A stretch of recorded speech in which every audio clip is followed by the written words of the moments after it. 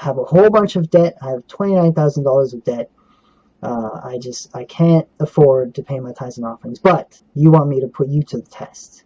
You want to see if you bless me. So I started to give my tithes and offerings, and within just a few months, the government sent me a letter and said, we made a mistake on your taxes for the last 8 years. We owe you $8,000. Wow, I put God to the test and he came through. But then there was more. Within 10 months of that, the Lord eliminated $19,000 of my debt, and that was my credit cards. I had $19,000 of credit card debt. He took care of all of that. Returning our tithes and offerings, that really, it works. I thought I couldn't afford it, but now I have more money than I had before. And I realized, you know what? There were 7 years that I stopped paying my tithes and offerings.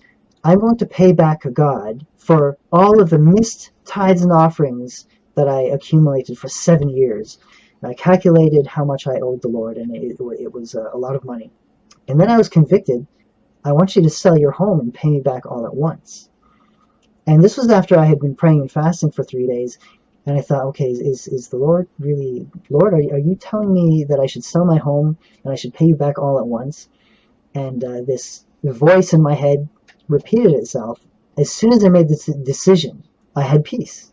It only took about a month to sell my home, and I gave the check to the church. It was around $60,000, and I had absolute peace. I knew I did the right thing. And within months of that, the Lord eliminated the rest of my $10,000 debt.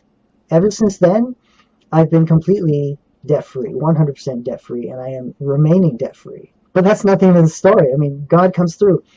So I decided I also wanted to send my kids to an Adventist school. And my middle child, he suffers with low vision, and he needed equipment for his eyes for the classroom. So in short, I needed $14,000. I was speaking to my ex about it, and she's like, well, you know, God is going to have to make it exceedingly clear because, like, we don't have the money. God will have to give us $14,000 this week. It has to be this week. And I will agree to send the kids to an Adventist elementary school. And so I prayed. And, you know, the prayers that I prayed at this time, it was not me begging God for $14,000. It was me actually, I don't know, I'm sure this came from the Holy Spirit because I don't have the faith. I don't have the strength to really do this. But this is what I prayed. I said, Lord, thank you for providing. Now, I didn't have the money, but somehow I knew that the Lord would provide. And instead of begging him and asking him for the money, I praised him that the money would come through within a week. Sunday, I praised him. Monday, I praised him. Tuesday, I praised him. And it didn't even take the entire week. Tuesday, $14,000 fell into my lap. During those 3 days that I was praying and praising the Lord for providing, I had tried to get a loan from the bank. I had tried to increase my credit cards. I tried to get a line of credit. I could not borrow any money. And donors came forward who want to remain anonymous. They came forward. People I didn't even ask. I didn't ask anyone.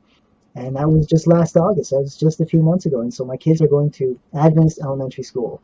If you're having financial troubles, return your tithes and offerings to the God who owns everything. Things are not going to happen right away, but if you stick to God and stick to this principle, he is going to bless you. You can test him and he will pass. He is faithful and he will never let you down.